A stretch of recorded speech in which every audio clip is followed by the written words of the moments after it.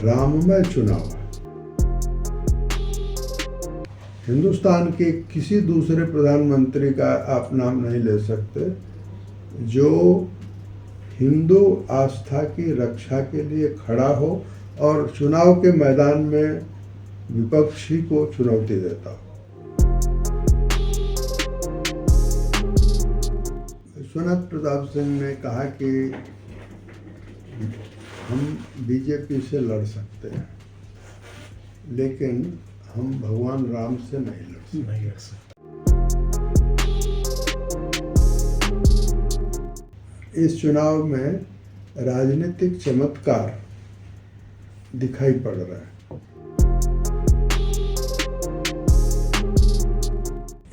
देश तो चकित इस बात से है कि 73 साल की उम्र के बावजूद जी वे 24-25 साल के नौजवान से ज़्यादा काम करते हैं।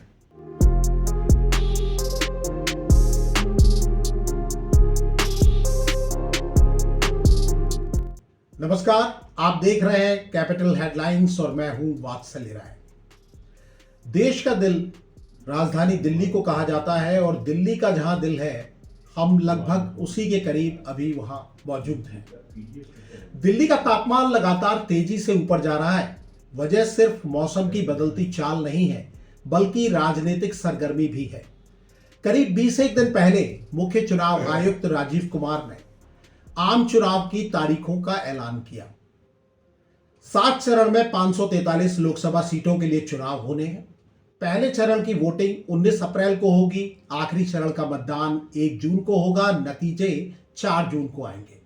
भारत में बहुदलीय चुनाव प्रणाली है, यानी कई दल चुनाव मैदान में है, लेकिन मुख्य मुकाबला प्रधानमंत्री नरेंद्र मोदी की बीजेपी की अगुवाई वाले एनडीए यानी नेशनल डेमोक्रेटिक अलायंस और विपक्षी दलों के गठबंधन इंडिया, जिसे वो नाम दिया है उन्होंने, उसके बीच में माना जा रहा है।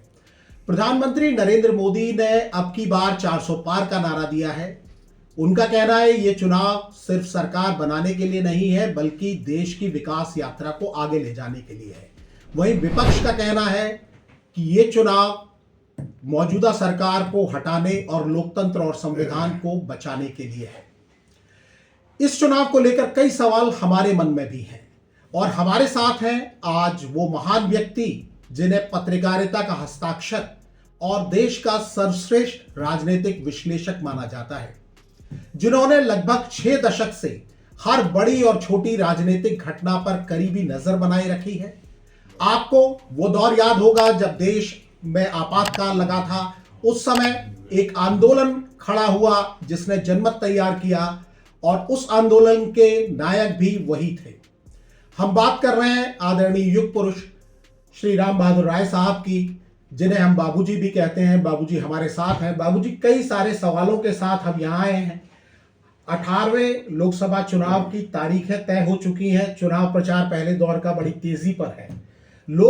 कई लोगों के मन में कई तरह के सवाल हैं और सबसे बड़ा सवाल यह है कि ये चुनाव बाकी तमाम सारे चुनावों से कितना अलग है, क्यों अलग है?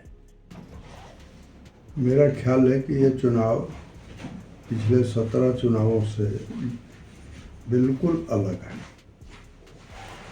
इसकी किसी चुनाव से तुलना नहीं की जा सकती। 2019 में जो चुनाव हो रहे थे तो उस समय हमने कहा था कि 2019 के चुनाव की तुलना 1957 के चुनाव से की जा सकती है। 2 समानताएं थी 2019 के चुनाव में और 1957 के चुनाव में। पहली समानता ये थी कि पंडित जवाहरलाल नेहरू की 1957 में लोकप्रियता 1952 से ज़्यादा थी। ठीक वही प्रधानमंत्री नरेंद्र मोदी की लोकप्रियता 2014 से 2019 के चुनाव में ज़्यादा थी। दूसरी समानता नहीं थी, लेकिन दूसरा एक विषय था कि 1957 में पंडित जवाहरलाल नेहरू की जितनी योजनाएं थी वो सब विफल हुई थी जी। तो योजनाओं के विफल होने के बावजूद जवाहरलाल नेहरू की लोकप्रियता बढ़ी इसलिए थी क्योंकि उनके सामने 52 में जितने बड़े बड़े लोग थे विपक्ष में, 57 में नहीं थे। जी। थे भी तो वो पराजित थे और जनता की ओर से नकार दिए गए थे। लेकिन 2000 जो अभी 24 का चुनाव है, वह सभी चुनावों से, मैंने 1957 से और अब तक के ज़्यादातर चुनावों को नज़दीक से देखा है। एक बार विश्वनाथ प्रताप सिंह से मैंने 1991 के चुनाव के बाद पूछा था कि आप की पार्टी क्यों हार गई। जी। क्योंकि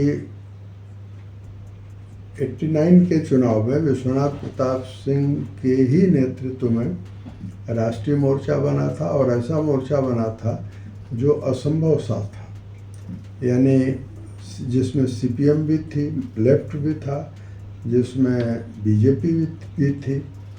सरकार भी जो बनी वो दोनों के समर्थन से बहुमत बना, इसलिए बनी।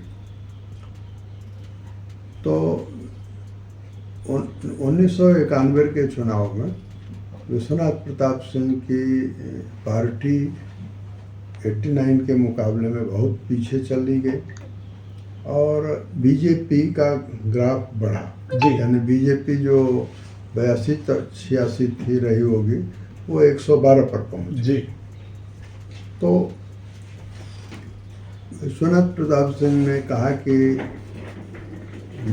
हम बीजेपी से लड़ सकते हैं, लेकिन हम भगवान राम से नहीं लड़ सकते। जी। 1991 के चुनाव में राम रथ यात्रा और अयोध्या का प्रश्न मुद्दा था। जी। 2024 का चुनाव पिछले चुनाव से इसलिए भी अलग है क्योंकि 500 साल की लोगों का जो सपना है वो साकार हुआ है और ये राममय चुनाव है। जी। उसके लक्षण भी दिख रहे हैं। रोज अखबारों को आप देखिए तो कांग्रेस के जैसे अभी आज के ही अखबार में है कि जो व्यक्ति कांग्रेस का प्रवक्ता था और मुठभेड़ करता रहता था बीजेपी, गौरव वल्लभ जी, हाँ, तो वो बीजेपी में आ गया। और जो लोग बीजेपी में कांग्रेस से आ रहे हैं, दूसरी पार्टियों से आ रहे हैं, उनके बयान आप ध्यान से देखिए तो उनमें एक समानता है। सभी ये कह रहे हैं कि कांग्रेस ने भगवान राम का अपमान किया है। अयोध्या में प्राण प्रतिष्ठा में न जा करके उन्होंने और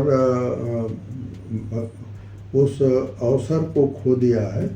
दूसरा कि लोगों को न जाने के लिए कह करके उन्होंने अपमान किया है। तो हम सनातन धर्म का अपमान सहन नहीं कर सकते, इसलिए हम भी कांग्रेस छोड़ गए। ये सबका बयान है। ये दिखने में छोटा बयान है, दिखने में साधारण सा बयान है, लेकिन ये इसका जो राजनीतिक महत्व है वो बहुत असाधारण है। जी। असाधारण इस अर्थ में है कि हिंदुस्तान में जब आज़ादी आई और लंबे समय तक, हाल तक, कम से कम 1991 तक तो प्रगतिशीलता, आधुनिकता और धर्मनिरपेक्षता या सेकुलरिज्म का एक ही अर्थ होता था कि आप धर्म विरोधी कितने हैं। जी। प्रधानमंत्री नरेंद्र मोदी ने भी जब उनके एक भाषण में इस बात का उल्लेख है कि, और वो भी उल्लेख कहाँ है तो तमिलनाडु में। जी। तमिलनाडु की सभा में उन्होंने कहा कि ये लोग हिंदू आस्थाओं पर हमला करते हैं। हिंदुस्तान के किसी दूसरे प्रधानमंत्री का आप नाम नहीं ले सकते जो हिंदू आस्था की रक्षा के लिए खड़ा हो और चुनाव के मैदान में विपक्षी को चुनौती देता हो। इस अर्थ में ये चुनाव सबसे अलग है।